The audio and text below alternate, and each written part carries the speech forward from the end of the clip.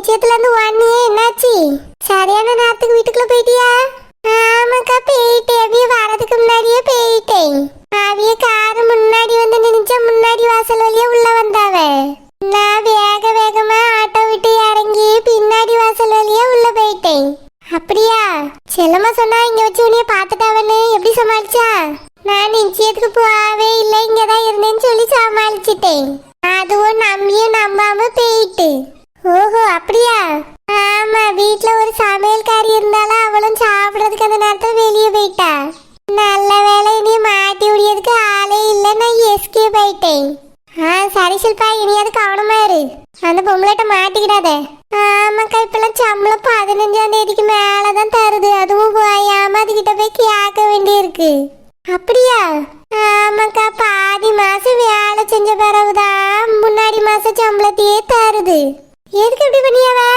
அப்பதானே நான் வேலையை விட்டு போக மாட்டேன்.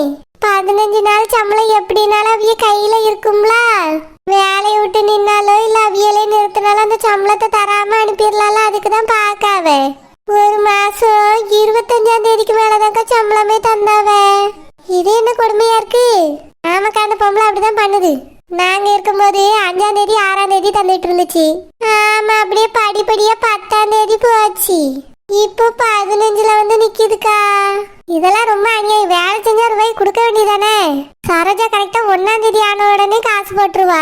அப்படியே அக்கௌண்ட்ல போட்டுருவாப்ளோ? ஆமா ஷில்பா, எனக்கு மட்டும் இல்ல, குழந்தைக்கு அப்படிதான். தானும் 1ஆம் தேதி சம்பளத்தை போட்டுருவா. நம்மளுக்கு ஏகப்பட்ட செலவு இருக்கும்ல. பீஸ் கட்டணும், வீட்டுக்கு சாமான் வாங்கணும், எவ்வளவு செலவு இருக்கு. அதனால 1ஆம் தேதி ஆன உடனே சம்பளம் வந்துடும். நீங்க கொடுத்து வச்சவிய நல்ல இடத்துல வேலை பார்க்குறிய. எனக்கு இந்த பொம்பளையால ஒரே சுவாதனை தான். இன்னைக்கு காலையில 6 மணி இருக்கும்க்கா, அப்பத்துல இருந்து ஒரே வேலை இவ்வளவு நேரத்து வரைக்கும். இப்பதான் ஃப்ரீயா வந்து இதுல நிக்கேன்னு எப்ப கூடுமோ தெரியல. ஷில்பா, என் கூட பேசிட்டு நிக்கிறத பார்த்தாலும் அதுக்கு டவுட் தானே வரும். ஆமாக்கா, அதனால தானே அங்க நிக்காம இங்க வந்து நின்று பேசிக்கிட்டு இருக்கேன். அங்க நின்னா அது கண்ணில் பட வேண்டி இருக்கும். அதான் இங்க வந்துட்டேன். சரி ஷில்பா, நீ போ. அது ஏதாவது வேலை செஞ்சா அதை செஞ்சு முடி. சப்போஸ் இங்க வந்து அது நம்மள பாத்துருச்சுன்னா டவுட் வந்துடும். நீ உள்ள போ, நாங்க ஒரு 10 நிமிஷம் கழிச்சு வரோம். சரிக்கா. ரோசப்பக்கா, ஒரு 10 நிமிஷம் கழிச்சு போய் உள்ள உட்காருவோம். தட்டு மாத்துறதுக்கு என்ன நேரம் ஆகும்ல? ஆமா செல்லம்மா, இப்பதான் ரெடி பண்ணிட்டு இருக்காவ. சொத்த நேரத்துல மாத்திடுவாவ. சரிக்கா. ஆண்டி, என்னாச்சு? அம்மாட்ட பேசுனீங்களா?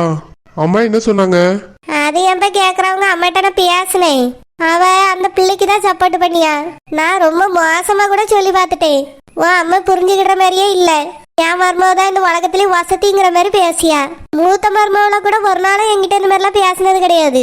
இந்த பிள்ளை என்னவோ தலையில தூக்கி வச்சு ஆடு ஆடுன்னு ஆடியால. இப்பவே யாருக்கா இருந்தாலும் இந்த மாதிரி ஒரு ட்ரெஸ் போட்டுட்டு வரும்போது கோவம் வரதான் செய்யும். ஆனா மாமா கோவமே பட மாட்டேங்க. என் மருமவ எதை போட்டுட்டு வந்தாலும் அவ அழகாதான் இருப்பான்னு சொல்லியா. அந்த பிள்ளை வரும்போது எப்படி தெரியுமா வந்தா? வேத்து ஊத்தி போய் முகத்துல ஒரு பவுடர் கூட அடிக்கல. பார்க்க சுத்தமா நல்லா இல்ல. அந்த மாதிரிதான் வந்து நின்னா. பாக்குறதுக்கு மாடு மேய்க்கிற குடும்பம் மாதிரியே இருந்துச்சு. உண்மைதான் ஆண்டி, அவங்க வீட்டுல மாடுதான் வளர்க்குறாங்க. பாத்தியா, நான் கரெக்டா தானே சொல்லியிருக்கேன். உங்க அம்மா என்னடானா என்கிட்ட கோவப்பட்டுட்டா. இந்த மாதிரிலாம் பேசாதங்க ஏன்ட்டன்னு சொல்லிட்டு போயிட்டா. இனி என் கூட பேசுவாளானே தெரியலப்பா. என்ன ஆண்டி சொல்றீங்க? ஆமாப்பா, நான் உனக்காக தான் பேச போனேன்.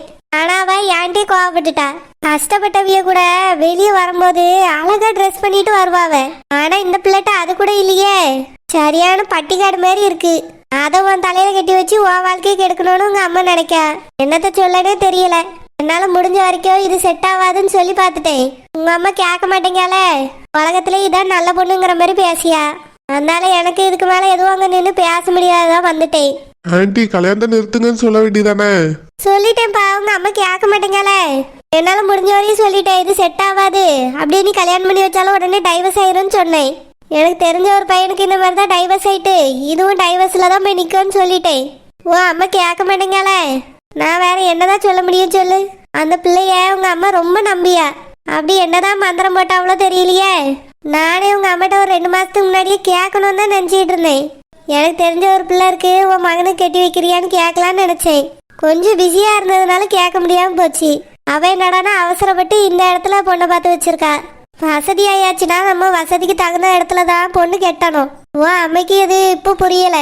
போக போக புரிஞ்சுக்கிடுவா. ஆன்ட்டி அதுக்காக அவங்களெல்லாம் கல்யாணம் பண்ணிட்டு வாழ முடியுமா? எவ்வளவு கஷ்டம். உங்களுக்கே என்னோட கஷ்டம் புரியுதுல்ல. நல்லா புரியுதுப்பா. அழகா உங்க மாமா மகளையே உனக்கு கட்டி வச்சிருக்கலாம். எதுக்காக அவிய பெரிய மாப்பிள்ள பார்த்தாவனும் தெரியல. உங்க அம்மா இந்த மாதிரி ஒரு பொண்ணை உனக்கு எதுக்கு பார்த்தாலும் தெரியல. அழகா ஜெனியவே உனக்கு கட்டி வச்சிருக்கலாம். எல்லாரும் சேர்ந்து உன் வாழ்க்கை எப்படி கெடுத்துட்டாவல. கவலைப்படாதப்பா, நான் கொஞ்சம் பேசியிருக்கேன்ல. உங்க அம்மா மனசு மாறுதான்னு பாப்போம். சரி ஆன்ட்டி. நான் பிறகு ஃபோன் மட்டும் உங்க அம்மாட்ட பேசி அவன் மனசு மாறி இருந்தா என்கிட்ட நல்லபடியா பேசுவா.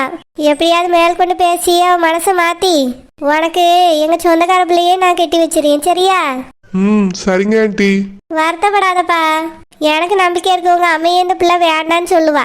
கொஞ்சம் பொறுமையா காத்துரு. சரிங்க ஆன்ட்டி. வாப்பா, தட்டு மாத்த போறாவா, அங்க போவோம். நீங்க போங்க ஆன்ட்டி, நான் வாரேன். சரிப்பா. அம்மா ஏன் இப்படி இருக்காங்க? தனியா தான் உங்களால யோசிக்க முடியல. இவங்க அம்மாக்கு ஃப்ரெண்டு மாதிரி. இவங்க சொல்லியே கேட்க மாட்டாங்க. என்னதான் நினைச்சிட்டு இருக்காங்க ஒண்ணுமே புரியல. இந்த விஷயத்துல அப்பாட்டையும் போய் பேச முடியாது.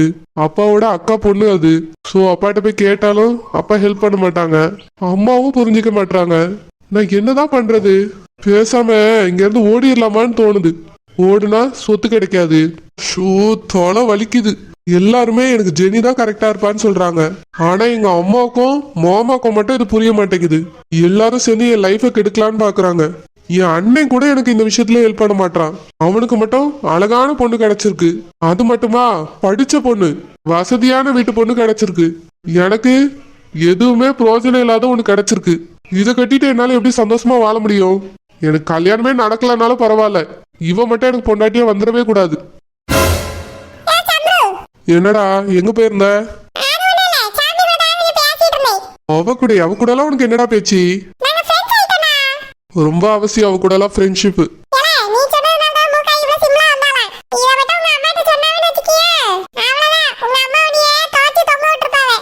ஏன் நீ துவைச்சு தொங்க விடுறாங்க? நான் சொன்னதுனால அவ சிம்பிளா வந்திருக்கான்னு எல்லாரும் நினைப்பாங்க, அவ்வளவுதானே? நல்ல விஷயம் தானே. கெட்டிக்க போறவன் சொன்னதை அவ செஞ்சிருக்கா, அப்படித்தானே எங்க அம்மாவும் நினைப்பாங்க.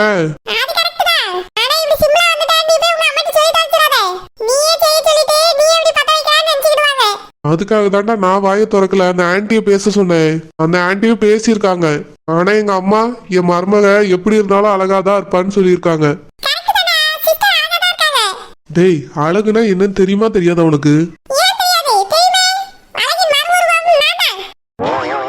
விளையாடுது அஸ்வின், இது என்னோட லைஃப் மேட்டர். அந்த ஆன்ட்டி ரொம்ப பேசியிருக்காங்க. ஆனா எங்க அம்மா மனசு மாறவே இல்லை. எனக்கு மூக்காய் கட்டி வைக்கிறதுல உறுதியா இருக்காங்க. அவளை சுத்தமா எனக்குலாம் பிடிக்கவே இல்லடா. அம்மா ஏன் தான் இப்படி பண்றாங்கன்னு எனக்கு புரியல. இந்த கல்யாணத்தை எப்படி நிறுத்த போறேன்னு எனக்கு தெரியல.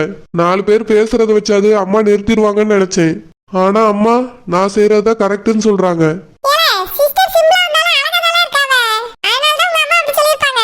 அஸ்வின், திரும்ப திரும்ப அவ்வளவு அழகுன்னு சொல்லாத. பத்திக்கிட்டு எரியுது. அந்த ஆன்ட்டி எப்படி தெரியுமா சொல்லிட்டு போறாங்க? இந்த மாதிரி ஒரு பட்டிக்காடை பிடிச்சி உன் தலையில கிட்ட பாக்குறாங்களேன்னு சொல்லிட்டு போறாங்க. அவங்களுக்கு தெரியுது, அம்மாக்கு தெரியல. இவங்களும் ஜெனி தான் உனக்கு கரெக்டான ஜோடின்னு சொல்றாங்க. எல்லாருக்கும் இது புரியுது, அம்மாக்கு மட்டும் ஏன்டா புரியல?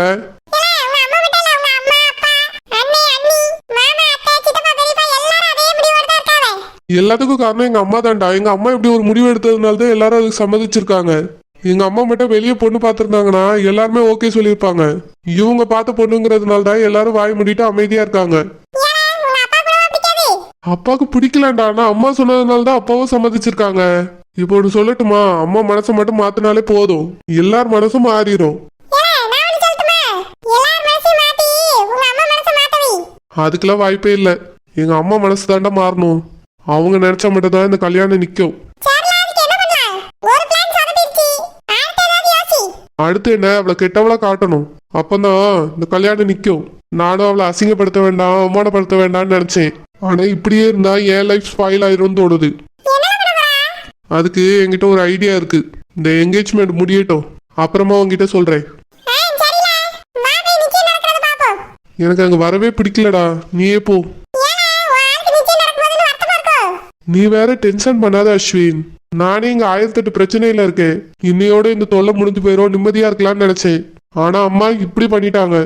என்ன பண்றது நானே யோசிச்சுட்டு இருக்கேன்டா. நிச்சயத்தெல்லாம் பார்க்க வர எனக்கு இன்ட்ரெஸ்ட் இல்ல, நீ வேணா போ. சரி வாடா, கார்ல போய் உட்காருவோம்.